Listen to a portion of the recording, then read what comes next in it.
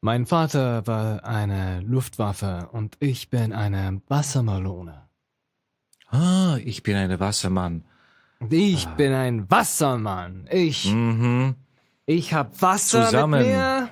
Zusammen mit der Wassermann. Und ich trinke das Wasser. Wow. Es geht so langsam mit meinem Deutsch, weil ich es nicht. Das ist langweilig. Ja, weil das ist traurig. Das ist deutsche schade. Sprachen. Ja, das geht nicht so gut. Unfortunately. I hope we don't have any German-speaking listeners. I hope we your do. language. I hope we do. I hope we do, actually. And we apologize for butchering your language. Welcome to Twofold Podcast. Whatever. Good morning. Phil speaking better German because you grew up in Austria, and me speaking the oh God. What? I hear a noise. What is it? Yes, I hear the noise too. When you speak, I hear a noise. Oy, oy, oy. Oof. Timmy, no. Oof. Stop this. Okay, so I apologize. The glitch has been fixed. Good. So for the intro, so you might have heard clear some as crystal. Noise. I need to buy a new audio interface. Yeah, I know, right? These audio interfaces, they don't last a very long time. They run out. This one's garbage quality. This one's poo-poo. I'm gonna. Which one's the one you have? I have the Focusrite, Scarlett 2i something. Garbage quality. This I've already sent this twice back, and they gave me a new one while it was in warranty. This is the third one. I'm not gonna buy Scarletts. These cheap Scarletts anymore. I'm done with them. And also, it's red. It's gross. I don't like the design. I thought the red was kind of cool. No, I'm done with it. Be gone, red. Well, mine is like 13 years old, and it drew its last breaths in the summer because me recording was so quiet. I think you remember that when I, you went slowly quieter and quieter and quieter until we couldn't boost you anymore. You just disappeared into the. That's right, abyss. And then it's over. We take it out. We throw it away. We buy a new one. Did you hear that, Tim? We goodbye a new one. Why did I do that? I was going to say get, and then I said bye, and then I went goodbye. Goodbye. You just, shorten Bad it. and wrong. Bedong.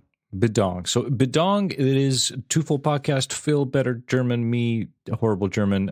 This is episode 13 of season 3. Already? Indeed, dude. Spooky numbers. We're recording on the 13th. Woo. Ooh. And Phil just turned 33. Woo. Scary, spooky Phil. What is this? This is, tarot cards. You're telling us the spooks. Ooh. Get away, Samwise Gamgee. Samwise Gamgee, Mr. Frodo, I'm no Neanderthal. You just mind your manners whenever you talk to short people. We deserve representation. Exactly. We watched 2 movies of the same name. They're based on a novel. They're called Nightmare Alley. One was released in 1947, and this one, with the new one we watched, was just released last year. We're going to talk about these movies. We're going to compare them. It's going to be great. Before we do that, how you doing, Phil? Yeah,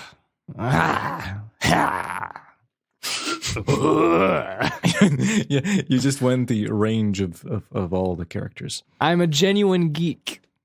Oh man, the geek stuff is a sad thing. I was reading about the geeks. It's sad. It's what tragic. A sad life. Tragic. Dude, this it's we were saying that yeah. Last time we were saying like, too many like hero journeys. We can't do this. We want some tragedy. So we got Macbeth last time. Macbeth. We talked about Macbeth, and then here we go again. McDonald's. Another tragic character, another tragic story. A film noir, so to speak. So we're continuing. We're continuing with the stuff. But how you been? Theme song. Yeah, I've been good. You've been good. Not too bad. All right. Not too bad. I don't know what to say. Like, what has the life brought me in the past 2 weeks that I could elaborate on? You know what it brought you? It brought you life. some images on the internet. Some images were released. Oh, Some pictures were released. Right on my birthday, too. It was on your birthday. It was on my a lot birthday. of things happened. There was a magical trailer that came Both out on of your them. birthday. And then the pictures were released. Yeah, And the pictures. Not just the pictures. We had a trailer. We had pictures. What else came out on my birthday? Show me What other- pictures of Spider-Man. So here, Show me so let's- pictures of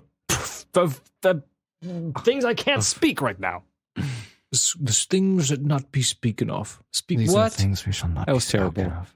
Exactly. Welcome to the podcast where we just can't speak. Mhm. There, see, we can't speak.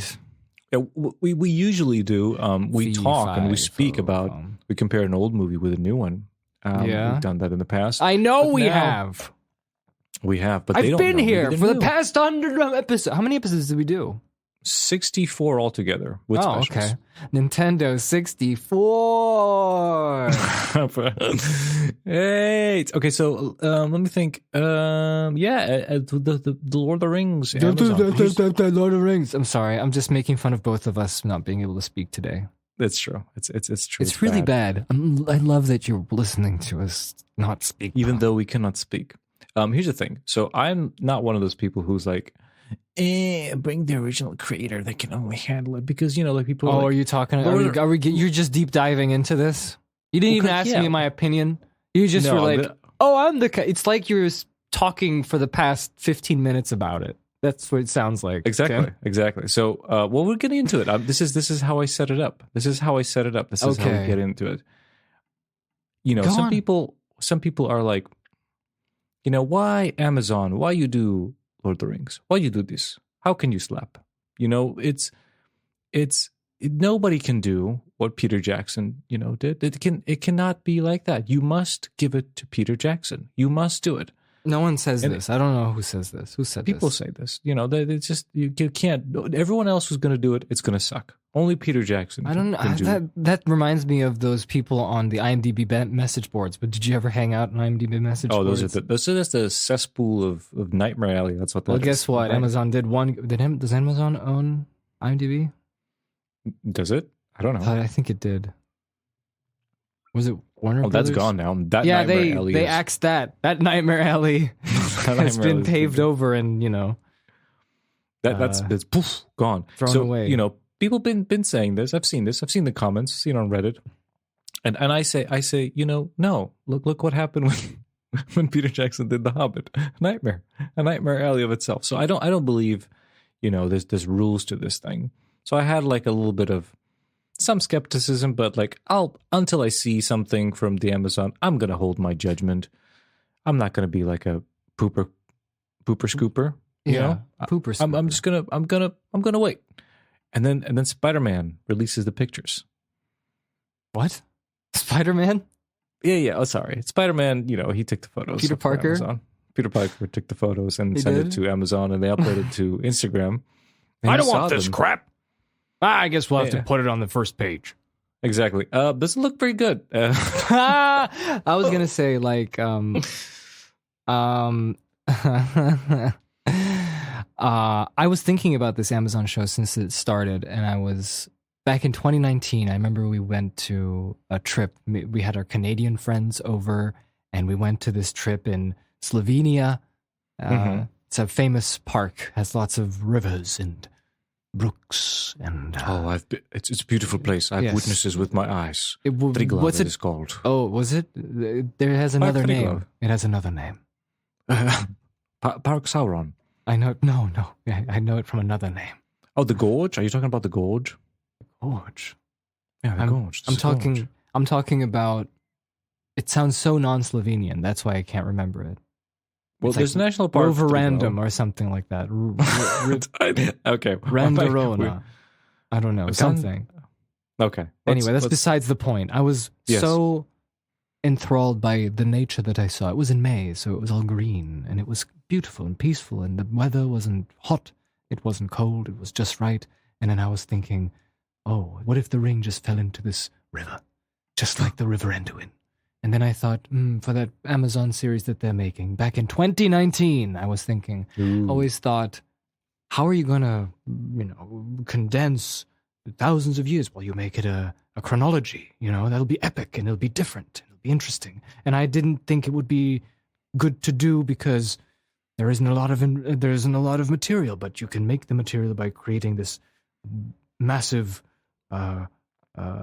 chronology. It starts from the early years of the Second Age to the end of the last alliance against Sauron. Oh, vignettes. Vignettes. And look, what the best way to do this is all the humans may die, but the only ones that are constant are the elves. Oh, you got your main characters with that. They're there. You got your main characters with the elves. You can see it through their perspective. I think that would make a complete difference to Lord of the Rings that we've seen. The story with the hobbits. That would be cool because you combine what anthology series that you have a different story every week. Yet you have these persistent characters. Yes. That's something special that you could do with it. And then I was thinking, how would it begin? It would begin with like I can't speak today. I'm so glad I said I can't speak. This is the problem. My brain is not getting to the word that I want. The word that I want is not downfall, not upfall. No, like the effects after the aftermath. There we go. The aftermath. The aftermath of the War of the Jewels with Melkor. Oh, yes, right? yes. He's been locked up, and now it's the Second Age. The world changed after that, right? Valar. You start go to the Undying Lands, and now what's? We can see that civilization at the time and see how they develop into the Second Age, and that would be so cool. And so I was just like you. I was like, let's see what happens. It's $1 billion show. They paid $1 billion. They had this $1 billion bill and they gave it one Lord of the Rings, please. I was a little bit afraid that they might make it too Game of Thrones inspired, like too gritty. That was my only worry. I was like, Game of Thrones was really big. It's just I don't know. Yeah, since 2019, we've been hearing little things, and it's like Tom Shippey's in it. Tom Shippey's helping out with the Tolkien lore, and we have all these writers. Tim's coughing out of surprise. Sorry. All these writers are involved, and welcome to the Second Age. And I'm like, okay, Second Age. I thought they were going to do a Lord of the Rings remake. No one knew what was going to happen. Who knew? And then it all accumulated to the photos that we got today, or like yesterday, or my birthday, I guess. It's on your birthday. And I was just like, birthday, and I want it. And it's my birthday, and I want it. my hobbits so precious, our hobbits. And I looked at the pictures and I went, oh gosh, oh dearie dear, Lord. oh dear, oh Lord of the Rings. That's what and I just went, aha, everything that I hoped for better, but I expected this, I expected the Game of Thrones stuff, but this is like CW, like teenager garbage. I don't know. I don't know what I'm looking at. I'm just with it's like heartthrobs and I don't know what. I didn't like the modern haircuts. I think that there was a lot of people, in my opinion, is like rightfully so. It's like if you want to be Tolkien, that dwarf queen has to have a beard. I mean, big bushy beard. They tried it with the Hobbit. The Hobbit. I even was like, when I saw the Hobbit ladies, the dwarf ladies in the Hobbit movie, I was like, it should have been a full beard, because the whole point is that you can't tell difference much. You can't tell the difference much, and they went kind of in between. But this is just like, screw that, no beard. Let's have a beautiful, Vanity Fair looking photo. Yeah, I will say no more. True. We wait for the trailer. We just wait. We wait, and judge then it more. We talk, and we wait. All right. This is no Phil from 2006 who had an emotional involvement to make the Hobbit. I don't care about this. Emotional breakdown is a very apt statement. Yes, I don't care about this. I don't care. It's actually close to the topic. Well, because back in the day, there was a man from Mexico. Oh yeah. Oh yes, you got it. That's it's very tied. It's very tied to the lore of our podcasting, because the very first episode of us podcasting together, the little picture that I have memorized, that I have immortalized of us recording, we talked about these things. We talked about The Hobbit, how it was going to be made, and it was going to be made by our man Guillermo del Toro. And I almost messed up again. I called him Gultimul Toro because I was drunk and I didn't know how to pronounce his name. I'm also dyslexic, so I read his name wrong for like years. Who cares? Guillermo del Toro. He was going to make it, couldn't make it. If we had him on the podcast, I would probably ask him, like, what happened, man? No, I wouldn't ask him what happened. I wanted to see what his original vision of The Hobbit was. That's what I would send us a PDF of your notices. Yeah. And I would ask him, did you get Phil's book that he sent? Did you browse through that? Yeah. And he'd be like, oh, yeah. yeah. I have it. Look. And he'd bring that. He sent it back. Sorry. I copied it. I have it. Phil's no, great. I was on another podcast for Pirates of the Caribbean 4. And I was talking about making Pirates of the Caribbean 4 because I really wanted to make that movie as well. And the thing came up where it's like, even if you send something, they will not even want to look at it because it's illegal. Yeah, they don't want to be then sued for stealing your ideas if there's something I never similar. thought of that when I was younger. I never even thought that was a thing. But it's like, yeah, they do it so they don't look at your thing, so they don't get maybe even subconsciously inspired. Because then you have the ability to be like, hey, those are my ideas. Which is so funny because when you don't know anything about copyright law for entertainment like this, you always have friends who are like, look, they did the same thing you did. Maybe they looked at your book. And it's like, no. No. But on the other hand, someone like Jodorowsky, Dune, the book went around, and then all of a sudden you have all these movies popping out that are really inspired by the book. So I don't know. What do you do now? Oh, you're Jodorowsky. You don't do anything. You go and you make more. This is the past. Now the future. Now I make my book. Yes. Fuck Hollywood. Okay, so Guillermo del Toro made... This is shit. This is shit. This money. Why do I need it? And throw it into the camera. This is shit. This has no soul.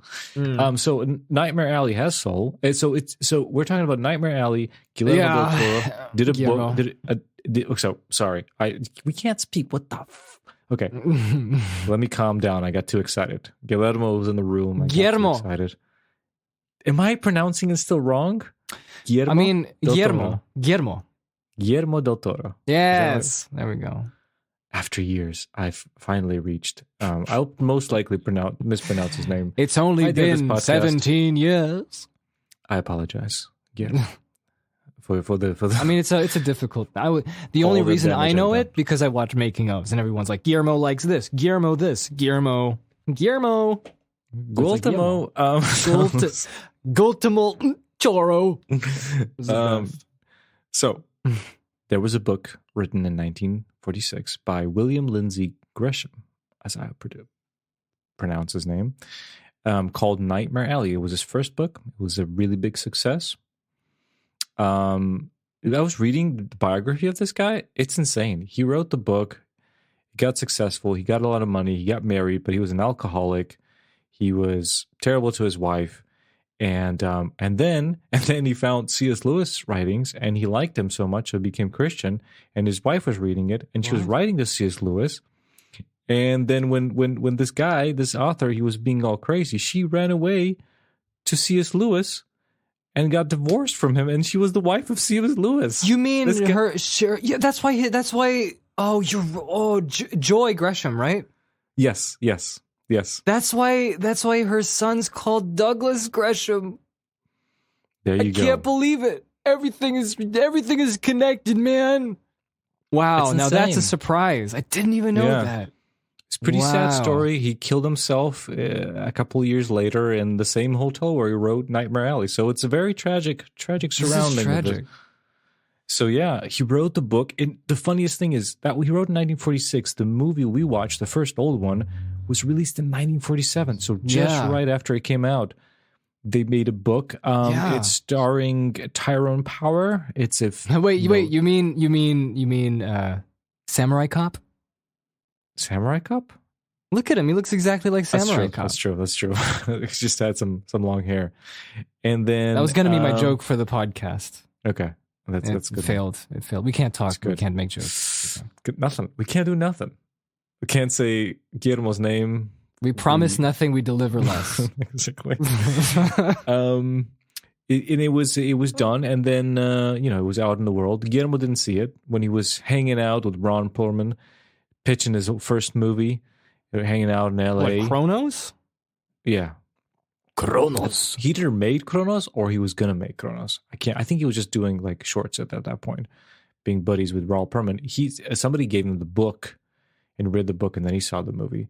And since then, he kind of wanted to do the book because the original movie we watched, it's a movie of its time. It omitted some more kind of like darker elements of the book that didn't make it into the movie. So he always wanted to make it more darker. So, and he finally got to make this movie, and it was here, and we watched it.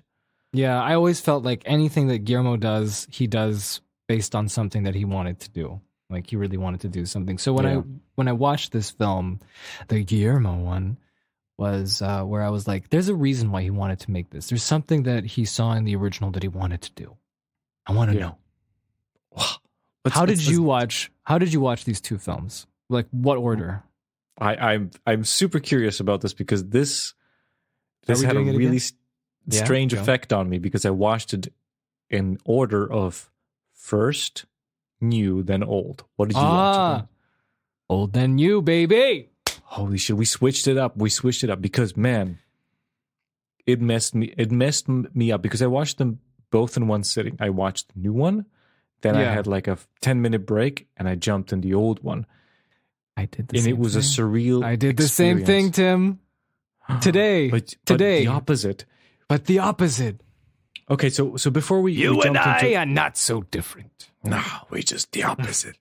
I chose my path, you chose the way of the hero. What an ass. Okay, so wait, okay, let me ask you this before we get into it. Could you tell the kind folks listening? Oh, wait. Okay, so here, you always say, whether we did test live stream. It was hilarious. It was fun. It was technical difficulties. It was. Oh, that's when I wore the same shirt. Yeah, right, it was. I remember. It was like we were testing out. We're like, let's get some people in there. So a bunch of people showed up. It was great. Frank, what you call him, the friend of the podcast? Yeah, official friend of the podcast. I was thinking. We have listeners. We have listeners who listen to the podcast. And great, you listen. We see their numbers. Boop, boop, boop. You listen, but there's also people who don't just listen. They go on Instagram and they write comments and they write to us and they're getting, after some posts we make and they talk about the podcast. I was thinking, is friend of the podcast specifically reserved for Frank, or can we take that as a rank and put some people in there? Grab some people and put them in an official. We could. I don't mind. Friend of the podcast is anyone that talks to us and listens to the podcast. That's friend. It's true. Yeah. So yeah, the friends of the podcast, Frank and some other folks jumped in and listened, and it was great. But anyway, what was I talking about? It was great. Oh, yeah. For the listeners and the friends of the podcast, if you could summarize the plot, because it's based on a novel, so you have these two different versions and there's some kind of compact. What is the story of Nightmare Alley? And the story is that the title shouldn't have been called Nightmare Alley. Honestly, no, you don't like the title? Should have just been like From Mogul to Geek or something with geek. The Geek Cycle. The Geek Cycle. The Geek Cycle. No, I'm kidding. I don't know. Don't ask me. I'm the worst at this, Really? I'm the worst. Let's do it together. You remember how bad I was at everything? I'm just not good at it. I can write it, but I can't say it. Okay, let's do it together. Let's so we talk about our main character, Stan. He works at a carnival where he is a seemingly innocent man. Just a dude. Down on his luck dude. Working the carnival. Just a guy, It's a carnival where they have a geek show, which is a show where they take a person, an alcoholic, a drug addict, who really has no money and will be working for alcohol, and they put him in a cage and they make him eat live chickens. They kind of get him into it, kind of say it's temporary. They give him drinks, and then he kind of puts up a show with the chickens, and then they just pressure him. Otherwise, they won't give him drinks to start like chewing and biting the heads of the chickens and drinking the blood, and it's just a crazy show. And they make this whole thing like, and it's an attraction. Yeah. It's an attraction of the half old man, ways. half beast. Oh, look at the hairless ape. And our man Stan is not a geek. He's a motivated man. He's working with a lady called what's her name? Xena. And Pete. They're magicians. They're mentalists. They do tricks and people, and they can and the audience they're like they guess they're like, tell me who here lost their mother. Yeah, and then like it was me. You write the questions in the papers, and the mentalist, the Xena, will read them through the paper, but it's all tricks. They communicate. Our man Stan reads the cards and sends it up, and it's all tricks. It's not magic. It's not real. Anyway, he likes it. He loves it. He wants to be a mentalist himself. He learns the code, which is a way for mentalists to talk. Basically, the assistant says things in a certain way, and announces inserts certain letters, and it gives hints to the mentalist to guess, let's say, what's in the purse or what the question is. What are the initials of the person asking the question? And he likes this. He likes the power of it. He wants, he thinks it's great. He wants to learn it. So he learns it, accidentally killing Pete by giving him the raw alcohol. He's guilted, and he runs away with Molly, a young lady who works as a woman who can have electric current through her. She's right. She likes him a lot. That's just part of the show, though. It's not like she's Storm from X-Men. Yeah, no, that's Storm from X-Men. So he's like, I'm going to be big shot. And he and Molly run away to the city, and they start their own act. He's a mentalist. She's an assistant. And they're successful. It's great. But he is like, I want to do more. And he's like, I want to do spook stuff. I want to do spiritual stuff. I want to do the tricks, pretending like they're talking to their, deceased. Yeah. Once you have that taste for that success, you want to go further. Yeah, and it's very different from the movies, and we'll talk about that. What the motivation is and how it's presented. But anyway, it works out.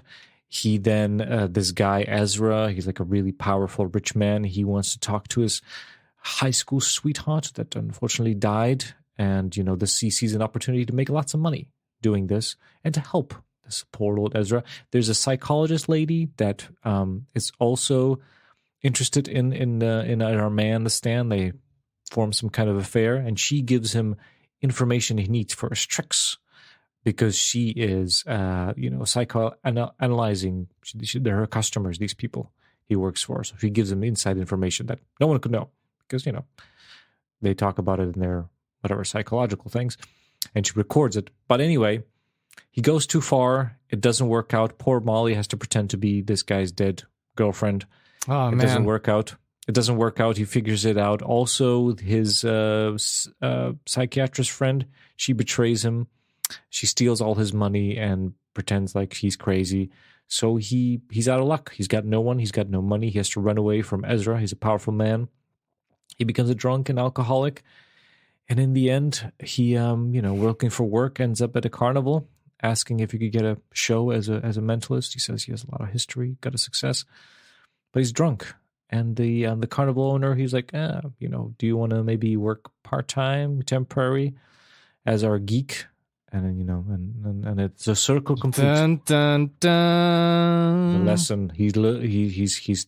He's the geek now. The tragedy is complete. He turned a 20th Century Fox picture. Exactly. He turned himself into a sad, sad man who is now a drunk and has to be the geek because he wanted power and such things. So that's the story. That is the tale. Very There's sad more story. nuances to this. We skipped over, but that's the gist of it, right? What, you're telling me that the movie isn't 15 minutes long? No. It's one is an hour and a half. The other one is 2 hours. Yeah. Oh, when I started, I was just like, okay. I was like, I opened the first one. I started the first one, and I looked at the time, and it's like, ooh, 2 hours. That's a bit long for a movie from 1947. Yeah. And then I finished that one, and I was like, all right, let's go to the next one. I mean, I know now everything that happens. I'll just watch the next one and see what's going on. 2 hours and 30 minutes. Mm-hmm. I'm just like, what? Yeah. So you're basically, you watched the two movies. Yeah. And I now watched them in you're chronological order. And now you're in the zone. So you were asking about the order. So the the craziest thing happened to me is, so you have I watched the new one by Guillermo del Toro. Exactly, which has a lot more darker elements, obviously, as Guillermo. So there's a lot of darker, like some graphic violence. There's also, it's very explicit about some things that are omitted in the old movie because it was the old ways. You don't talk about a lot of things. Some things are kind of, softened up, especially like the ending and things like that. And it's subtly in the background things. But in the new one, it's you get to do all the gritty details. And it's much more sinister.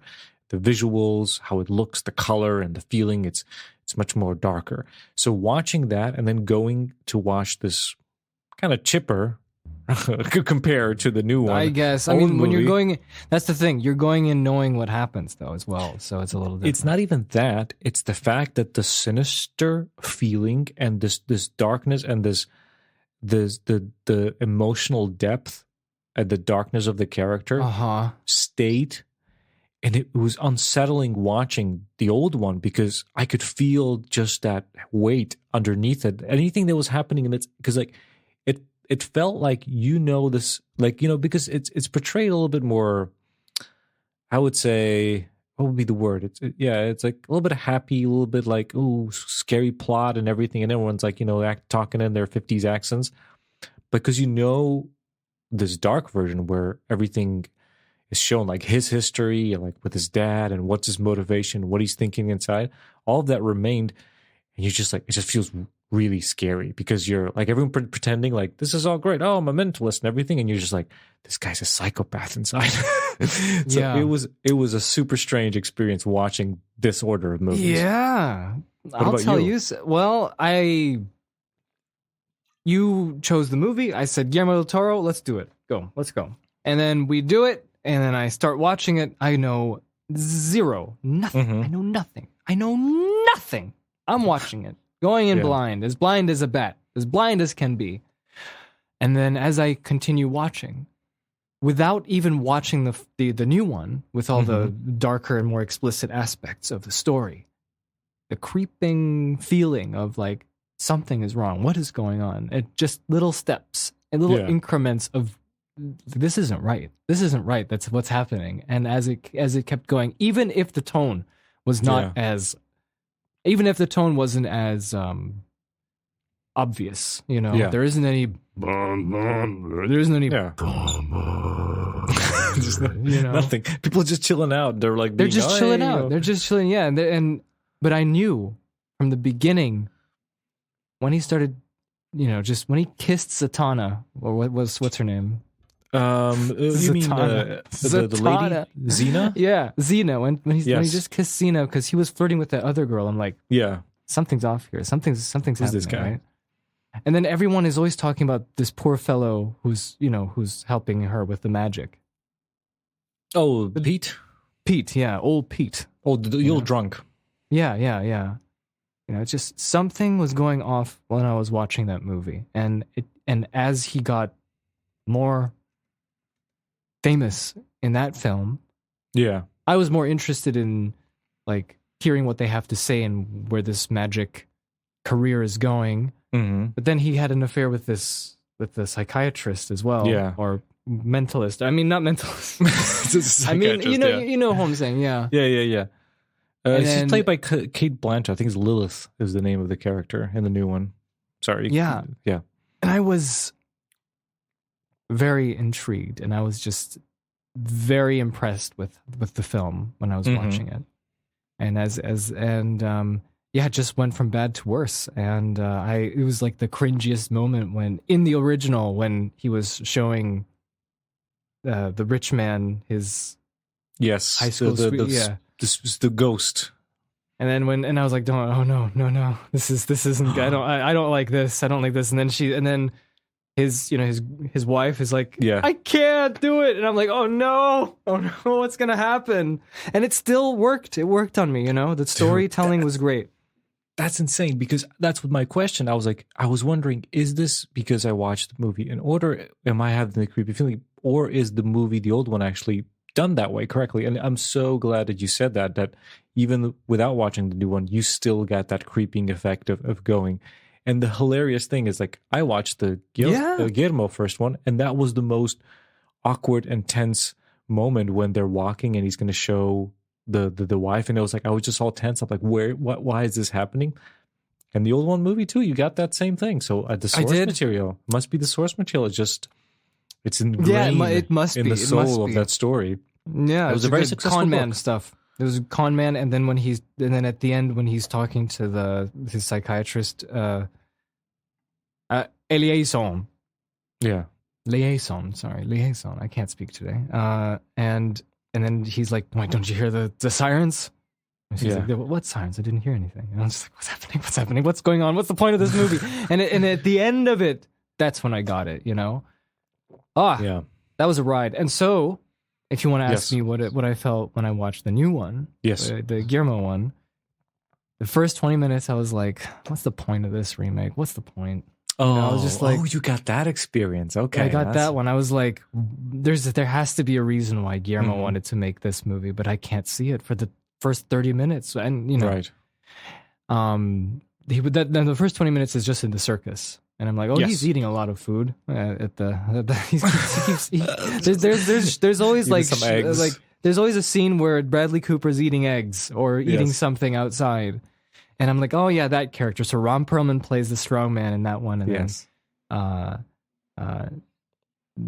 then, what's her name? Girl with the dragon tattoo. Oh, Rooney Mara is playing Rooney Mara, Molly, his wife, is one of his love interests. Yeah, and then it just went kind of more or less beat for beat like the original one, except it had more of the geek thing. You could actually see the geek in his performance, and it's the first graphical violence you see in the Guillermo one. Because in the original one, you just don't see anything. He just walks around and they're like, "Oh, there's a geek in there." They imply it, yeah. And there was only one scene where when he kind of escapes and goes a little in the crazy. background. You never see the geek. He's just like roaming around. And I don't know, for what it's worth, that's also very effective. I always feel like implying 10 out of 10. And referencing something to make your imagination make it stronger is an effective weapon, I would say. But in this case, I guess it's cool seeing a chicken getting its head ripped off. I don't know. It was pretty gnarly. I think I guess even if we're talking about the first 30 minutes, it's the carnival. It is portrayed in a more sinister and sad place in the Guillermo one than the old one. The old one is just like a chipper old place. The old one seems pretty happy, and I was like, I didn't get that it was kind of supposed to be dodgy until later. Yeah, it's because I didn't get it. I was still like confused. Like, I thought everyone was friends here. It's all good. You're trying to get by. They're a carnival.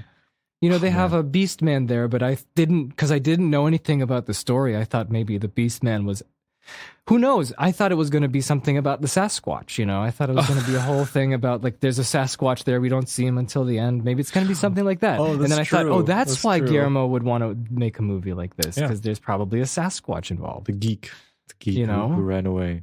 An ape man. I don't know. Maybe there was something like that, but that didn't happen. Where was I going with this? I don't know.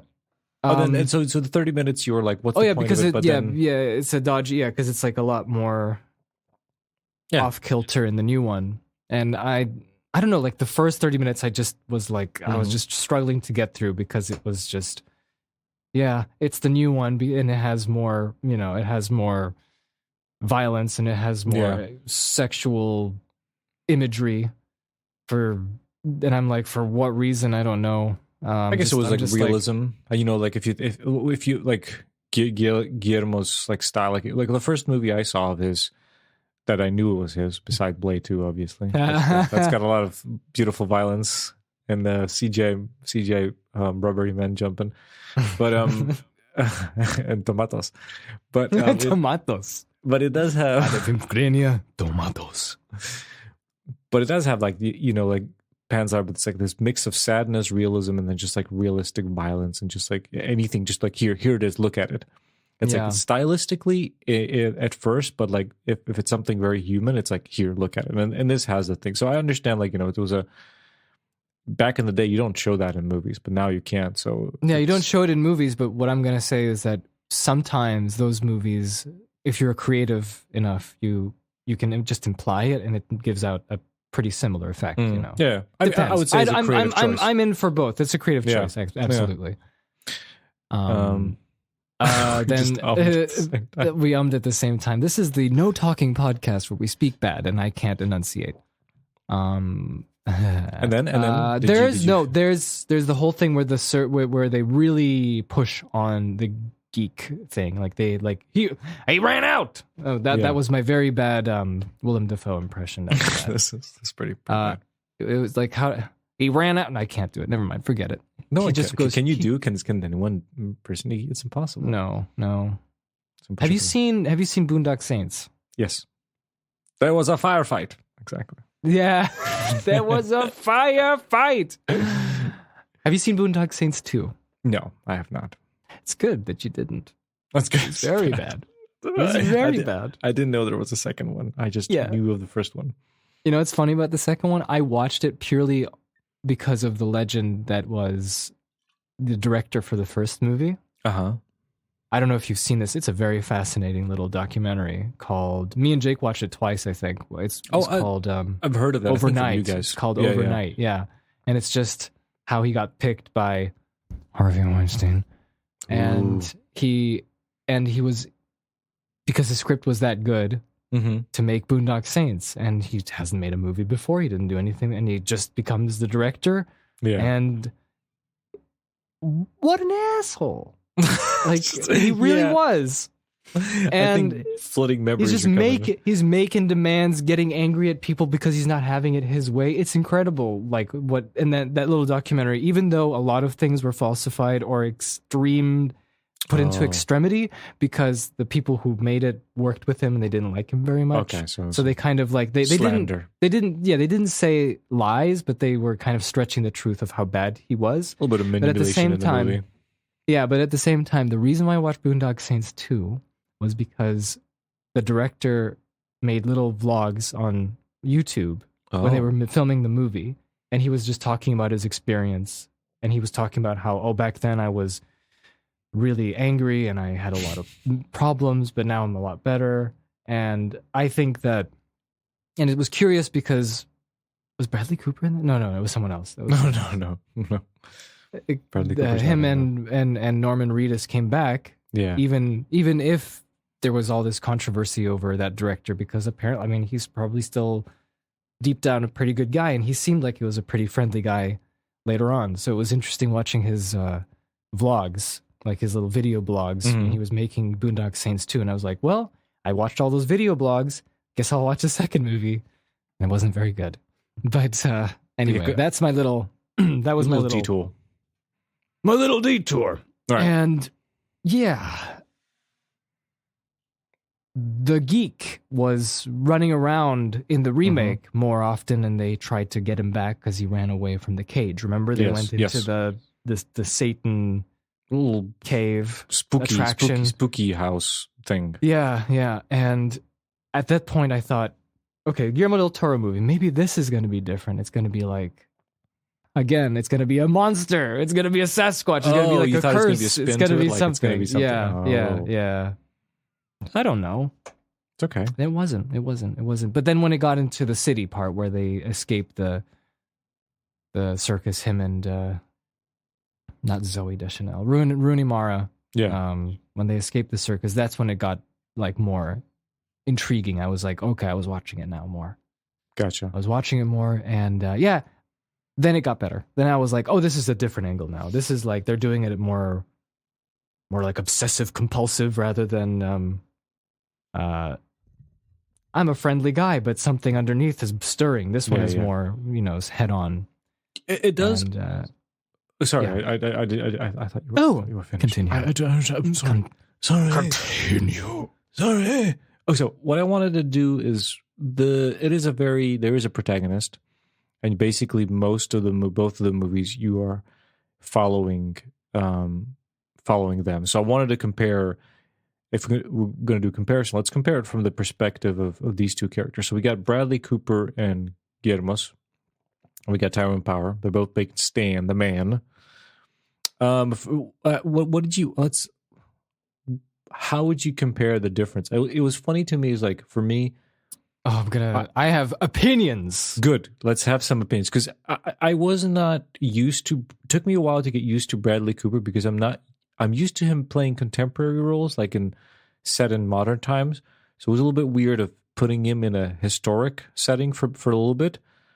But then when I got into it, I was completely okay, and there was a certain element that he brought, which was I think really good. That like kind of craziness behind the eyes. I think he did that really good. But I would say I think the Tyrone, as far as casting, how he looks, I think he's a little bit better for that role. I think it's just the eyebrows. They're like mentalist eyebrows. There's just some kind of power in his goddamn eyebrows. There's a power in his eyebrows. The power of the brow compels. Yeah, I think Bradley Cooper's got the really bright eyes of like hypnotism and craziness. Well, I think Tyrone has like the face and the eyebrows and of just this, this dark and mysterious. He's got the butt chin, doesn't he? He does, yeah. He's like the dark, mysterious, handsome man who's like, you're like, this guy's friendly, but I don't know. He's smoky man. What do you? He's a smoky man. What do you think the comparison of these two BBQ. Characters and roles and what you learn about them in these movies? Well, like I said, Bradley Cooper. At the beginning, it's like, now I have to here we go. It's like Southern accent. Let's go. We're doing it again. We're doing the Southern accent thing because we're somewhere in the middle. It's like no one in Hollywood knows that there's a whole section in between New York and this is all Southern. It's just all Southern. It's all Southern. You know what I mean? Even though I'm assuming they're more East. Never mind. Forget it. No, it's okay. So it's a good point. Like when it started again, like it just didn't hook me. Like the entire beginning, I just wasn't engaged because I just thought it was just a modern, emptier version of what I saw. There's a big difference how it starts too. I mean, like in the old one, there's no indication of what is motivation. I think there's a point when he's talking to his the opening carnies. of the new one is but like in the opening of the new movie, it's like he burns a corpse and then burns the entire house in the middle of a field somewhere, right? And then it starts. Yes. And then this one, the old one, it's just here we are at a circus and the circus is happening and a man comes through from the crowd. You have no idea who the man is. You have no hints. Yeah. And I kind of like the old one, I don't know. Like for me, the old one felt like you're here to watch I have to watch this movie and it's slowly just waves into the character that you see. I mean, I think there's a lot of stuff that you can learn from older films because I innocently was watching this without any thought and I got it at the end, So, gotcha. I don't think that we necessarily need fire, I mean, I understand that it's, it helps a lot. Yeah. But anyway, my point was that Bradley Cooper worked at the end. At the end, I was into it. It made sense. But at the beginning, it was very hard to hook on to the character, especially maybe because I watched the first one first. And same feeling, man. And it took me a while. It took me a while to get used to. No, to Bradley Cooper. It took me a while to get used to Bradley, even though I haven't seen anything. Like that was the first one I watched. So I completely agree. It took a while to get into it, but I think his acting abilities and his passion for the role kind of showed by the end. By the end, he got into it. It's just a start. Yeah, the Southern accent. What's going on? He's all this hat and stuff. Like I'm not buying this when it starts. Yeah, but Tyrone, he already looks really friendly. Yes. So it worked out very well. It worked out very well for him. I was instantly the charm. I was instantly. I don't want to not sentimental, but I guess a connection, some kind of connection. Yeah, right? yeah, that's what I wanted to say. People listening, it's okay. We'll get through. We will make them understand better than me. Know what I'm saying? Yeah, but I think the biggest difference is like I think the old one, it's kind of surface level and it's up to no. I mean, like you're never let inside the man's head. Like I think there's only bits and pieces and hints. Like him is talking about, I didn't have my parents. I lived as a oh yeah, that's like an orphan, and then like a throwaway line. He was just mentioning it in passing. And you get to it. While I think this one's a lot more introspective, and you get to and not necessarily you hear his thoughts or anything like that, but I think the conversations he has, you can kind of have these milestones as you moves along. And I think there's also the conversation we have with other characters that kind of help you understand, because I'm really fascinated by. You mean in the old one? In the new one. The like conversations, okay. With other people, like with Pete and with what's her face, Xena and other folks. It kind of helps you, because I'm like super interested in like where these people come from. Where are these, these fraudsters, these guys who, grifters, like people like pastors who heal, the mega churches, and over TV they heal everyone. And everyone knows their tricks, they have little cards and they know about them, and it's hypnosis and all this stuff. And people, the mentalists on the TV, the spoon benders. The spoon benders, you guys and your spoon benders. 2 episodes were spent about spoon bending. There's all these folks, and I've always wondered, like, where does this come from? Like, are they people who are completely sinister, right? And they do this because they don't care about anyone. They're psychopaths, and they're like, I'm going to abuse everyone, and I'm gonna, and I'm just going to get rich off it. I don't give a shit. Well, there has to be one aspect of that, right? That's one option. Second option is they're completely delusional, and they actually think they're doing this, and in their mind they somehow block out the fact that everyone's faking it. They, there's tricks behind it, and they just completely block it out, and they think they're. But I think the truth for most of them was probably somewhere in between. I think between. I think the story, because you can clearly see it, and especially in Guillermo's, because it's more introspective.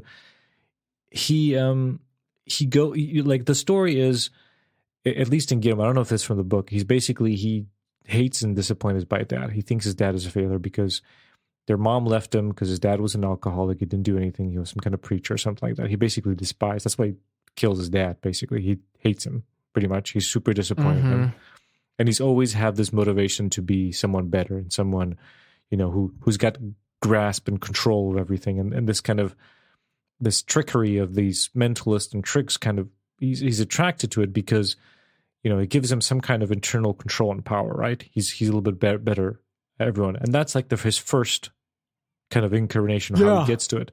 Yeah. And second of all, and this is what kind of made me understand these guys is he really thinks he's helping people. Yeah. Like he thinks, he knows it's fake, but he's like, but it's helping people, right? I'm getting rich. I have this control and they're of the being situation. Fulfilled. And I have this, control of the situation, which empowers me, but I'm also helping them because they're getting over their dead ones. They're getting over their, just becomes this, it becomes a feedback loop of like, well, I'm doing the right thing because they're feeling happy about it, and I get my money, and why not? And it just keeps going bigger and bigger, and I guess the delusions continue. Exactly, and this is the story, and I think it's in the first one you get the message, you get the point across, even though there's a happy ending for some reason in the end, which is hilarious. I want to talk about that. I do want to talk about that. Like but the main plot, up until the very, very real last scene, they're basically same. I think Guillermo stops just a scene before that. But the tragic story is like, it just grows too much that even if you think you're power, he got tricked by the lady. She was smarter than him. She used him, and it just all kinds of went to shit, and it all fell down. Like that's the. Like it's a noir film, right? And like, what is a noir? Like film noir? Well, from what I remember, with my film school classes, okay, it's just movies that are lit very. Oh no, dark. that's like the Reddit knowledge of what's a film noir. It's like it's a 12-year-old. Let's make a noir. Let's make it contrasty and dark. Now it's a noir. Now it's noir. Yeah, I think it's more psychological stuff. Yeah, I was trying to read about it, and I was like, I think like what do you know? Tell us what you've learned. Tell us what you've learned. It's one of those things. It's like they were not called film noirs when they were being made. I think it's like an afterthought. They're kind of grouping these movies together. That's what I thought. But essentially, it's like it's some kind of pulpy story, with like crime and a twist. And what's fun about pulp magazines and stuff? You know where I learned where that came from. Where? It's the pulp that they make with those cheaper for the cheaper printing. Oh, they use that's the what pulp, it's called. and that's why they're called pulp. Cheap paper. Oh, that's crazy. Because it's printed on cheap paper, has nothing to do with the genre or anything. That's amazing. So interesting, isn't it? Pulpy stories, and there's usually some kind of ethical or moral question in hand, and usually it's darker tone as well. So Yeah, that's yeah, why it's I called think noir. you're right. Yeah, that makes sense. And there's obviously That makes the a lot of sense. German expressionist and visual style, which people think is a noir. Just put the hats on and like a really hard light, and it's like, yeah, and honey, who are you? And then the female fatale comes and the sax plays, and they're like, yes, hello, hello. With I've Phil's been waiting shirt. for you. Do you wait? Did you watch any noirs? Like, do you know? Like, what's your not knowledge? really. Nothing. My knowledge is osmosis. What's osmosis? It's like cultural osmosis, like just bits things and that pieces. I picked up, from the bits and pieces. Yeah, I don't think I unfortunately. watched a single film. I watched. Isn't neo-noirs. Chinatown like I heard Chinatown was a really good movie? I didn't see It's with- Chinatown. Okay, yeah, because like I always keep hearing about it. Maybe we should watch it. at Maybe some we point. should. Or- I mean, I've seen the or new stuff Twofold. that's inspired. Like Cohen stuff and yeah. LA Confidential and all these things, which are inspired by. I don't know anything. I know. I have nothing. I have no. So let's I have not no speak memory. of it because we are not geeks. It's so funny how Yeah. these words like evolve. It's just seeing freaks and geeks, and it's just I love that. I love, what is that, etymology? Yeah, I just love it how something means one thing, and in 30 years it means something completely different. Like if a time travel went Yeah. back and he's like, geek show. Oh, some nerds are going to be doing that. Oh, what? A man eating a What? chicken? Whoa. I did not know he'd bite the head off that chicken It was there's while a couple. crying profusely. There's a couple of Guillermo shots here, but so yeah. Any other, like, there's Thoughts? Yeah, I got some thoughts. Yeah. I was going to ask you, well, who did you, because I felt, I don't know, but for me, all of the female characters in the old one, to me, were more appealing. Maybe with the exception, no, I think for me, Zatanna, whoops, not Zatanna. Katana. My name is- Katana, Zatanna. This is my Zatanna. This is Katana. She has tarot cards and she calls him the hanging man. I was expecting him to get Oh, it's true. hanged. Etymology. Etymology. At the end of the movie. Yeah, I liked her in the old one so much more. Mhm. She just felt so much more like, maybe I'm just biased because I watched it first and I Who just knows? felt It's like hard to it tell. worked perfectly. Here's the thing. I definitely big thing is they're his much wife sadder. was so much better in the old one. She's so much prettier in the old one. Oh my goodness! I didn't expect that. That didn't That sounds so silly to say, but I mean, just you that have has a nothing to do preference. with the performance. That's not But I have to say that I think that Rooney Mara is better because I feel like that was portrayed better Mhm. for the situation. Because in the old one, as much as I liked the moment where she's like, I can't do this, she just does it in the middle of the scene. Yeah. I do feel like there's something that Rooney Mara did that was more introspective. It was more subtle. It was more like not talking about it. I think. And it's like yeah. developed from the start, like their relationship. Sorry, I hit the mic. Their relationship of like how they work. Her reluctancy to go with him, her thinking, and how she developed. And there's, I also like what was. Oh, sorry, I interrupted you. I think like when you compare them, like I think just works with the movie. They're so much sadder, all three of them. Like in the new Guillermo movie, because Zora, whatever his name is, Xena, she's kind of like, she's doing the tricks, but she's not the super excitable person. She's kind of lived through life and she's depressed because of Pete, and it's a very sad new character. one? Yeah, new one. Also, Rooney Mara is playing. She's gullible and she's in love with our Stan the man, but she's also a very sad person. And so is Kate Blanchett. Like she's had a tragic history. We don't. I totally. We don't know what her motivations are. Why is she doing this? Like, there's some hints. Maybe she was abused by Zorro. No, what is his name? Ezra. Zorro. I don't want Zorro to be abusing women. We don't know what it is, but it's like a very sad kind of world. So there's a big difference. I do think that in the end I do agree. Rooney Mara kind of made that character more realistic and more relatable, but I just that sound of really chipper naiveness of his wife. Yeah, but I did miss the fact that she talked back at I don't know names. I'm so bad at names. Stan? what's his name? Stan. She Stan. talked back at Stan. In the old one, she really like fired back questions that we kind of wanted to, it was better. I like that one a little bit more. But whatever, apples and oranges at this point. But it's very interesting. Kate Blanchett, I wanted to say my criticism was just that when I loved how it was how she was introduced in the old one because she was just part of the crowd. She was just part of she was in the concert. I can't speak today. In the hall where in the performance where he was doing his fancy gala performance. Yeah. And she was just there talking to someone else and was like, yeah, I'm sure they have a code, blah, blah, blah. That kind of thing. But in the new one, it was kind of like, there's some stuff about the cinematography that I didn't like with the new one. A lot. Let's talk about the visuals. It just felt so digital and modern. Oh, really? Yeah, it was too much. It was like there's a very wide angle, and I like wide angles, but this one was like I could feel the gimbal. Did you not? That's interesting. Couldn't you feel the gimbal sometimes? You were just holding like this gimbal, and it was like when they were walking, you could feel a little subtle bounce of the gimbal. Guillermo's first, I was too engulfed in learning the story and the plot. Yeah, I think only some stuff was like the sets. Definitely, the sets kind of like I noticed, like how grand they are, like her office.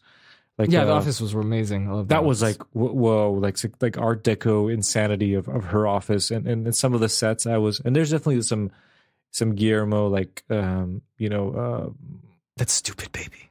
The baby, he loves the baby. He loves babies in jars. Yeah, man, he loves babies in jars. There's this game I didn't play. With Hideo Kojima. What's it called? The one of the baby in the backpack? Yes, there you go. Guillermo del Toro he's a model in the game. Oh, he's like babies in jars. His whole face is scanned, to be like an actor in the game. Yeah. I listened to a interview with funny enough, I listened to an interview with Guillermo before watching any of these movies about this movie. So it was really interesting, like picking up stuff, like not knowing what the hell is this movie about, like them talking a little bit about it. They definitely mentioned the C.S. Lewis stuff. That's where I got that from. And then interesting. And then also, some of the stuff Guillermo was talking about. He was talking about circles. Like that was the big theme. Like, and all the sets, there's always a circle somewhere. And I was noticing that. That's maybe why I was paying attention to sets, because I had this information. And there's always some kind of circle, like on a picture or how it's shaped. Everything is like, because the idea is like conceptually the circle. It goes back to being the geek. But there's definitely some Guillermo shots, like in the when they're doing the big trick on the Ezra guy of his dead lover. And the old one, she's kind of just chilling. It's a great shot. I would say it's a great shot. She's kind of just chilling. Yeah, and she's and then Guillermo, it's like, I was just having flashbacks of, what was that movie he made? The gothic romance, the Peak? Crimson Peak? Crimson Peak. And I was like, it was exactly like woman in white with red blood on her. And it was like, such a, like, he loves that. So there's a little bit of like. He loves it. He loves it. So it was a bit like, oh, you're taking me to Guillermo Town instead of this little town. Taking you to Guillermo Town. Take your little babies in jars and. Dude, I don't know. It's disconnected mandibles. So we're talking about the plot. I mean, just differences. No, we're not. We're talking about Galadriel. We're talking about Galadriel. We're talking about Kate Capsh. No, we're talking about Kate Blanchett. Yes. I can't speak today. I would be a queen. I didn't like her introduction. In the new one because it felt like I watched the old film. It felt like I watched the old film, so. Look at her now. She's just smoking a cigarette and there's like this light coming from the back and it's all foggy and smoky. And it's like, look, this is noir. Look how noir this is. And it's like, to me, many of the shots, some of them, that make no sense. Many, but some of them. Because I thought I said all of the shots. My brain is not working. Many of the shots had a feel of, this is what modern people think noir looks like. Noir. I didn't like that. Like there was like, especially in that performance in a circle, which was also in the original too. Yes. Where he's doing this with the mind reading stuff rich people of Chicago. With the rich people of Chicago, and it was just like these streaks of light, with the smoke and the fog, right? And it felt like it felt like I was looking at an American Express commercial. Yeah. sometimes because it just felt so crisp. There was just too much. I was thinking there's many moments in the movie that if you filmed it on, this is going to sound weird coming from me because I love digital, but if you filmed it on film, it would have some kind of physical. There would be more grain. There would be more mushed together a little bit more. Mushiness. It wouldn't be so crispy. Yeah, crispy. Feel like it's quite crispy. You know what the funny thing is you say about those noir shots? I was like actually thinking, like I was watching Guillermo first, and I was like, I thought there was going to be a noir film, but none of this feels noir. It feels very like gothic-y to me. Like it's not. I'm not getting those. I was like, but that's okay. It's a modern thing. Maybe he didn't want to be gimmicky about it, so it's okay. So I was like, I'm gonna get the old one. It's gonna be noir. That was not shot like noir. No. Nothing. There was no visual noir in any of this. It was strictly the context and the plot and the story. So that was great. I mean, it's you know. There's another wonderful Metal Gear Solid reference. What? I don't know if it's a Metal Gear reference or not, but it's so crazy. Let me tell you. Okay. Tell me. So anyway, Cate Blanchett's performance at the end got better. So just like, not her performance, her portrayal. Yes. There we go. That's I better. guess you got her portrayal got better. You understood it at the end. Yeah. And I actually kind of liked her more than I did the old one.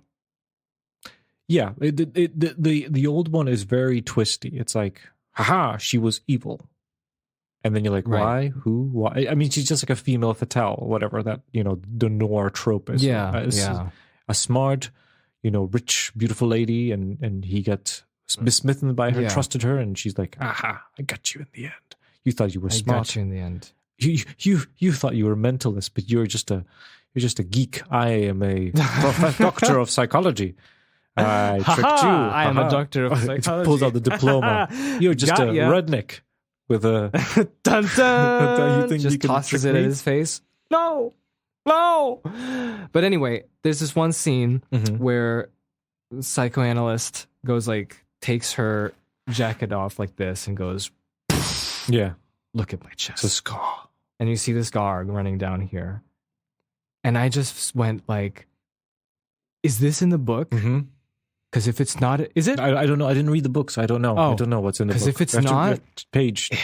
Here's the weirdest thing. There's this one of my favorite games ever, Metal Gear Solid 3. Takes place in the 1960s. And there's a pivotal character in there called the Boss. The Boss isn't a war hero. The most important, arguably the most important character in the series.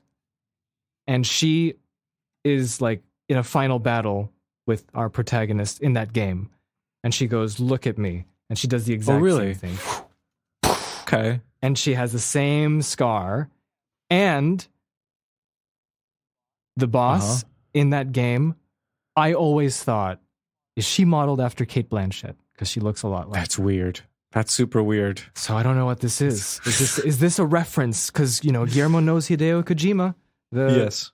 Who knows? Maybe it's even a subconscious reference. Every time. He was sitting there, he was looking at Cate Blanchett and was like, something's telling me I should put a scar on her chest. And Bradley Cooper should kiss it. That doesn't happen in Metal Gear Solid. No, the kissing of the scar does not happen. No, in the game, it's a completely different context. Man, that game's so good. That's pretty interesting.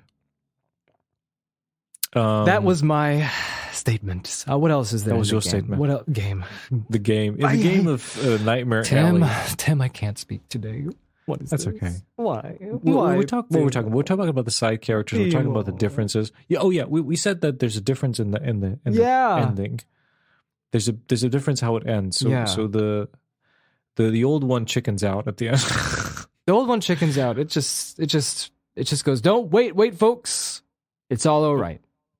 Yeah. So as we said, the story, he turns into a geek, but the new movie basically ends of him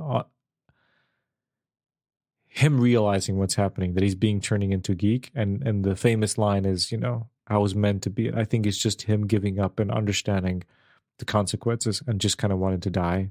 Sad, tragic, but realization of what the choices have led him there. Same thing happens in the old one, but he goes to play the geek and he loses his mind, and then hurrah, Molly, the lady he betrayed and left, she sees him, she's like, Stan, it's me, I love you. And he's like, oh, it's you. I've learned my lesson. I will never become a mentalist again or whatever. So it kind of chickens out in the end. Yeah, and the end. A 20th Century Fox production. Hollywood likes to do that. What do you think? Does it cheapen the movie or not? I didn't know the context. I didn't know what the new one would look like. Okay. Somehow I knew that wouldn't happen in the new one. Oh, really? I just had a feeling, intuition. I mean, of course, it was very, only people with high IQs would figure that one out. To be fair, you need a high IQ to understand a Nightmare Alley. It's true. It's true. You have to have at least IQ of 90. You know that meme, right? Yeah. Okay. That was my and. Yeah. But I was anticipating. I wanted to see Bradley Cooper go crazy. I was hoping that would happen. Like he would just run out and go, wah, wah! And I wondered maybe some kind of conclusion there. But then I was watching the movie with the pretense, me thinking that was going to happen. Mm-hmm. So when he was laughing at the end, when he said, "You want to be a geek? You can. We'll give you a shot here once or twice. We'll feed you." And then he starts crying, and then he laughs. And I'm like, this laugh is going really long. Is this the end of the movie? Oh, you felt it. You felt the cut, because the cut was so long. The movie was ending. Yeah. What about you? Man, you? It was natural for you, right? It was like, yeah, that's it. I mean, I seen the ending, and then the freaking baby in the jar in the credits. Baby in the jar ending. But then I'm watching the old one. It's like. And it just feels really like weird because like you get to that scene, you're like, okay, it's gonna end now. And it's ending. It's oh shit. I know this. I had the exact same opposite. I know where this is going. Oh god. But it's okay. It was. I mean, what can you do? 1947. But you know what? There's a few things about that old movie that. I don't know. Again, it might be the residue of the old one, but it made things much more sinister. I think, a big story of this is alcoholism. There's this whole thing: he doesn't drink, and then he drinks in the new one, which wasn't in the old one. I'm not sure what the hell that meant. My EQ isn't big enough to. I thought it was just guilt because he accidentally, but he didn't really. He barely did that. But he doesn't drink from the beginning of the movie. So Bradley Cooper's character Stan, he goes to the carnies and he's like, "I don't drink." Was it because of his dad then? I guess. And then Kate Blanchett makes him drink and he loses his mind. But I wasn't really sure what that exactly represented. I think people smarter and more analytical could figure that out. Maybe our friend of the podcast or listeners know what that meant. But listeners. But the way it's portrayed visually, alcoholism is very, it's like, people like being like just like icky and like drinking, and it's disgusting, and it's a very, it's wrong. You see it and it's like, this is a disgusting alcoholic, right? It's the old one, back in the day when things weren't really treated, alcoholism was part of a lot of people's life, and it was, and it wasn't, okay. There was no like what we consider an alcoholic right now was someone just normal. Like they were just drinking, like, when they would turn into a bum, it was disgusting. But before that, like talk about the character of Pete, like, there's something visceral of somebody being so chipper and so sad at the same time and being a part of life and doing things how Pete was portrayed in the old movie that just made it so sad to me. It was just like this man is like, I'm just an alcoholic. It's okay. I'm drinking whatever and everyone's drinking. We're all there. But you just kind of realize like how part of everyone's life was that and how many people must have suffered and how terrible it was for them. Not realizing this, you shouldn't be doing this, like it's just, I never about, thought like, of that. Yeah. Just like how normal it is. Like even in the context of the movie of people drinking and have, like, it was just weird. It just got like a icky feeling on me. So that was interesting. In the old one? To kind of experience. Yeah. The old one. Yeah. I think that, I didn't think of it that way, Yeah. Because, you're right. Like the context is so different from back then and now. Exactly. I mean, this is a perfect. This is like absolutely perfect for our pod. Like, even more perfect than Dune. We got to finally do what we're set off to do in the ancient times when the Stones were put together. And Twofold podcast was put together. It was like we compare. I use the stones to destroy the stones. We compare to movies, and this was a perfect example I of use the stones to destroy the stones. it got in there. Like we did it. We did it. We did it, man. It only took 60 episodes. It only took 64 episodes to get here, but in the end, we did it. I want to ask you, besides, that kind of stuff we compared, was there What's up with the baby? What's up with the baby? Guillermo, so I was listening to Guillermo talking about these things. He saw, Carnival when he was a kid, and he saw the babies and kind of like... That's funny. Weird That's babies. what he said. Quoted. You ever saw Freaks? No. The movie? Neither did I, but apparently that's... I know, that's I've heard of it, big inspiration. I've heard of the film. It's like, by the way, do you ever go to a carnival or see a magician or be hypnotized? Or do you have any experience of any of this junk? No. I don't either. I would like to. I want to see these tricksters. I don't, because I just feel embarrassed. Feel embarrassed for what? Yeah, for them or like for me. It's like I'm playing along. Like I can't. You know what I mean? It's like it's not for me. I have no experience. No, like nothing. This is like the things you see in movies. Yeah, I know. To me, it's like so. Look at these cards. Look, you'll have good fortune. Oh, hangman. Oh, death. Oh no. Oh, monkey. Monkey. Yeah, but anything personal? Like, did you? I don't know. I think. Do you like? Oh, I'll tell you something personal. As with every movie, that's a little bit like something that I'm not. I don't jive well with. Like I'm not. I wasn't like. It was kind of dark, so it was like, and it was also like once again, it's like we're in America, are we in 1940s Midwest, and it's dark. It's just a sad place. I just get the malaise, After the movie, I was just like, I live in this world now. Everything to me looks like that world, and I hate it. It's just like I think Jaws is the worst for me. Every time I watch it, you know what I'm talking about. Every time I keep trying to explain to everybody how I feel, and it's kind of like every time I have to watch like a movie like this, there's always going to be that malaise of like a few hours where I'm just think about the movie, and I feel like I'm in it too, and I don't like it. Yeah. There's no, just I don't know. Like you never get that. You're just like, okay, cool. No. Done. It's definitely not Jaws. Jaws doesn't work. Jaws. I don't know if it's a specific. I haven't figured out. Like, have you figured out which is the specific vibe? No, I haven't. I don't know. I have not. There's definitely movies that put me in. No, I've not figured it out. I've not figured out why this does happen to me. But it's a mystery to be solved. But I do it for the podcast. So you should contact Lilith Ritter, the psychologist, the smart psychologist, to figure out.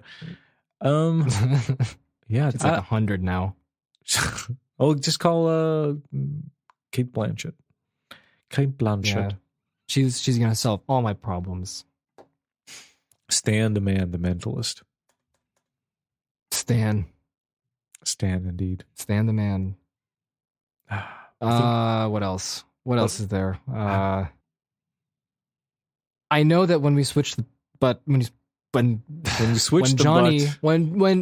Johnny switches the record button off, I'll just be like, wait, I wanted to say this and this and that. Well, you think what's your favorite Guillermo del Toro movie? Oh shit. I think this is a hard one. I mean, there's a lot of love. How many did you see? Okay, let's have a look at Guillermo. There's a lot of love for Pan's Labyrinth because that was the first one I saw that, had a lot of Guillermo around it, and it was a very big. Okay, so let's go. So Kronos, Mimic, and The Devil's Backbone. I've not seen those when they came out. I've seen them afterwards. I've seen. What? I think I've seen all his movies. How could you watch them when they came out? Kronos came out in like 96, didn't it? The Kronos 1993. Yeah. So obviously I had no idea what these movies are. I did see Blade 2. No idea there was Guillermo. I love Blade 2 because kid, blood, swords, and stuff. That's my introduction to Guillermo del Toro because like I've rented the DVDs and you saw the behind the scenes. So you guys showed me, him doing the commentary. Like this guy's great. He's doing the commentaries, make fun of his movie. He's talking about how things that he hates in the movie, and this scene is the worst in mankind's history. That's like the best deleted scenes commentary ever. We're gonna post that because this is the greatest, it's hilarious, the most epic deleted scene that ever existed. It's it is. It's a bigger masterpiece. than that Star Wars deleted scene with his friends. Whatever. No, who cares about that? This is a masterwork. I can't believe people consciously wrote the dates Yes. to write to film this specific thing, took this specific script, and said, Wesley Snipes, you're gonna be wearing this Hugh Hefner bathrobe, and it's gonna be themed to your colors as well. It's gonna be you're gonna be looking at the computer. And you're gonna be typing. It's funny because you don't think about how silly it is until you keep talking about the details of what the hell is Nothing going on. makes sense in that scene. The dialogue, the setting, the what the hell, and it's just beautiful. And then even better when you listen to it with commentary, because and they Guillermo's poo-poo losing his shit over the scene because how terrible it is. But they filmed it. They filmed it. They did. It was It was a completed scene by the end, and no one thought anything about it. It's amazing. It is truly amazing. Okay, So anyway, Blade 2, I did see Hellboy. So Hellboy wanted to something. If Guillermo's here, I would talk to him about it. We talked about it before. I'm a huge fan of Hellboy the comics. Hellboy the comics have a very specific feel to them that are not present in these movies because they're a very movie adaptation, which I strongly believe you have full right to do. And sometimes it's for the better, sometimes it's for worse. I think it's for the better for these movies, yet I don't prefer them. I prefer the comics. So I don't like the movies just because they're very movie-like instead of the specific qualities of the comic, which I deeply love. So I mean, that's fair. That's fair. And then That's fair. Pan's Labyrinth, Pacific Rim is a great movie. I love it. Pan's Labyrinth, I love it. I think that might be the biggest one and my favorite. Crimson Peak, I wasn't really a big fan of. The Shape of Water was great. Peak. I liked it, but I wouldn't watch it again. Those are all his movies. And Nightmare Alley, that's it. What about you, Phil? What's your What? That's all he did. He did some television stuff. Because he did things. and he did so many movies that never came out. He I don't is understand. the hero of Guillermo's attached to, Buttocks, the movie, and that will be Halo. He's doing Lord of the Rings. He's doing Halo. He's doing everything. Hobbit. None of it's ever made. I think he was supposed to do Pacific Rim too, didn't he? And I then don't know. he didn't. That exists. So sad. That was a sad sequel. Yeah. So I watched Chronos. I would love to watch Mimic and Devil's Backbone at some point in time. I've seen Blade 2. Devil's I've seen Backbone Hellboy. is pretty cool. Yeah. Have you seen it? The Devil's Backbone. Yep. Okay. Mimic, I don't remember much, but Devil's Backbone is pretty cool. It's very. Was that the one with like the Satan child? No, that's Devil's Backbone. Which one did you say? Mimic? Oh, Mimic. I don't remember what Mimic is about. I know I watched it. Mimic is like, isn't it like sewer insects? Josh Brolin, isn't it? What the hell? Maybe I didn't see this movie. You gotta have Josh Brolin in it. Just before he was a star. Interesting. Okay, continue. I didn't. I'm okay. So I saw. The only movies I didn't see was Crimson Peak and I don't have the list open. Is that it? Well, you've seen Blade, you've seen Hellboy, you've seen Pan's Labyrinth, right? Pacific Rim. Yep. Shape of Water, did you see that? Yeah, those are the two that I didn't see. Oh, okay. Shape of Water and Crimson Peak and Mimic and Devil's Backbone. That's the only stuff I didn't see from Guillermo. Out of Crimson Everything Shape, else I did. I would probably recommend Shape more. I would watch Shape of Water now that everyone stopped talking about it. There you go. It's your chance. It's your chance. That was my chance. No one's talking about it. No, everyone shut up about it. Now I can watch it without the noise. Man, that noise. He's doing Pinocchio. Ridiculous. Oh, that's right. Pinocchio. Pinocchio. Mamma mia. I have a perfect companion movie to Pinocchio. Okay, so it's Which one? Because I know there's a few of them. There's one you don't know about. You don't even know. Phil, you have no inkling what the hell is this going to be about. There are many Pinocchio movies. Yes. So what happened when Pinocchio was released in Italy? Somebody in Russia just read the book and then basically ripped it off. Like 70% of ripped off and then added more shit to it. It's a bigger book and it's called Burattino. Burattino. And then in the 60s, they made an animated movie called Burattino. And I have this movie for some unknown reasons. I had a ripped from the TV VHS tape of Burattino. and this movie is insanity, and it's plaguing me because I was like, what? Like, this is Pinocchio, but it isn't.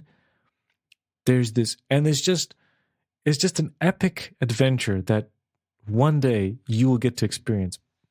My two nieces, Tabitha and Miriam, we've watched this movie many times, and we quote Russian lines to each other from this insanity of a movie. So you're in for a treat when Pinocchio comes out with Guillermo. We're gonna watch with Burattino. Wow, I can't wait. This is an epic spanning 20 years or more. That's gonna be a comparison. Burattino. That's insane, man. I'm gonna say though that Guillermo's best movie, in my opinion, is Hellboy. It feels like the ultimate Guillermo del Toro movie. Hellboy. Oh, okay. Hellboy. To me, it just feels like the ultimate Guillermo del Toro movie. Like, it just feels like that's everything that he loves. It's in there. Maybe it's time for me to rewatch those movies. Maybe it's time for me to... Maybe the distance between comic and film, and you just treat it as the film, you know, because I've not read any of the Hellboy comics. I went to bookstores and I looked at your comics a little bit. I don't necessarily know what the differences are, but I definitely like it. Maybe you should watch the director's cut then. Oh, okay. Director's cut of Hellboy. Maybe I should do that. That's my. I didn't like Hellboy 2. I did not like Hellboy 2. I thought it was, especially the ending. It's the elves, good. Right, and stuff. Yeah. I don't. That one. Okay, I'll give Hellboy 1 a chance. Took over the world above us, and what did they build? Shopping malls. Oh no, that sounds. That's delicious. That's some delicious. There you go. Right there. The best one was Professor Krauss, wasn't he? Like the gas, the man who's just gas. Oh yeah, the gas. Hello. Man. No, he's not that much. Not true. But yeah. Oh man, he's in the comics. I just want to read the comics. Yeah. What did do a special? Okay, Hellboy let's special. Do a special. Okay, let's do a special or a live. We'll watch the Hellboys, and I'll reread my comics. Okay, and we'll get there and we can discuss it. Okay, I would like that. I would like that because I like Hellboy a lot. I think that, like I said, it's my favorite Guillermo movie. It just feels like the classical term of masterpiece. That's Guillermo's masterpiece. That's his movie. Everything I think is Guillermo del Toro is in that movie. Is Hellboy. Okay. Yeah. I know people always say Pan's Labyrinth, but I feel like that's like his Schindler's List. You know what I mean? It's like, it's true. It is true. It's very similar. But there's magic. There's no magic in Schindler's List. That's true. That's true. This is a great. I think we had some good. Like, I will definitely do that. That sounds great. Pacific Rim is so cool too. It's so good. It's just the Pacific Rim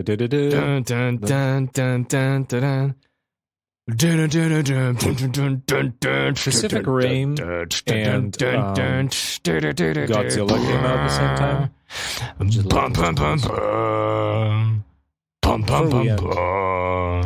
I wonder. Here's my question. For some reason, we're on this topic. Have your feelings towards the Godzilla movie changed? The 2014 one. I was gonna say I was at the grocery store. It's funny that I remember I was at the grocery store and I just thought I should rewatch those Godzilla movies again. So I need to watch 14, 19, and versus Kong again. You can do that if you wish. Diminishing results. Like what's it called? Diminishing returns. But I stay because it's so funny. First Godzilla I would watch again because I haven't seen it for a long time. You know, I had a lot of opinions, and now that the smoke died down, I would definitely watch it again and just listen to it and see how it feels again. Yeah. You know, and I go there because I want it because they did Godzilla justice. He looks amazing in that movie, right? Yeah. And then the next movie is I'm here for the monsters fighting and seeing the new monsters, and they did them justice. They look great. And the music, the classic Godzilla music is in there, like the themes are in there. So it's like that kind of fan, like kind of fan thing. And then King Kong comes in, and I'm just here to see those two scenes where he fights Godzilla, and that's it. I'm out. Thanks. Okay. Also, great CG. Well, you're welcome to that. I will rewatch the first one because I will not probably handle the other two. I don't want to go into that. Or we can talk about our experiences. I'm curious because if we ever do that, we definitely need to play the clip of. I think the biggest argument we ever had. Yeah, we had the biggest. I wish we had more of those arguments. I kind of wish that I think don't we were know a little why bit too we were under influence, and we just kind of just so went funny. at it. It was amazing. We had a third person there too. It was just like no. We had a You know, third it's person. Jake, Oh yeah, I forgot his name. The guy who was used to the third person. the the third third person. man. He used to be here on the podcast. He was there yelling as well. It was great. It was good. It was good. Yeah, I think Well, that's it. that seems to be all. Yeah. Seems to be everything. So, Would you recommend both movies? Yeah, and I, in a Yeah. weird way, I would recommend watching them together. Maybe I don't know. It's a weird Yeah, experience. Yeah, it's good. They all have their It's- qualities, and there's a different element to it. It's a good. What do you call those movies? The ones that warn you about Sandwich movies. Okay, yeah, it's a good sandwich movie. No, I don't know what were we gonna say. Like the ones that warn you about. It's a cautionary tale. It's a cautionary tale. I say something like that. The old one is a straightforward. This is bad. This is the ethics. You shouldn't do this. And the new one is more. But it's like, okay if you have a girl and she. Why this man want to do bad things? Why? Why he want to ruin his life? What drive this man? He built his. Is it psychological? Is it the background? Is it within his very nature? You're gonna have to watch the film and find out. It's Or not. Yeah, it's true. It's dangerous. Dangerous to want to feel superior to other people And manipulate them. Yeah, Like tarot cards. exactly. And the danger is you will build up in your head that you're actually helping people because. Oh, geez, ego man, that's the grows. worst, right? And that's where we have these grifters around our world, selling lies and thieving good people of their money because it gives them hope. I disagree with that. I believe in truth and the scientific method. With that. And get rid of these charlatans. Damn it! Stick I 'em in a believe in the box. scientific method, not this hooga booga. Not this hooga booga. Don't trust these men. They are. Okay, we're done. Johnny. We're done.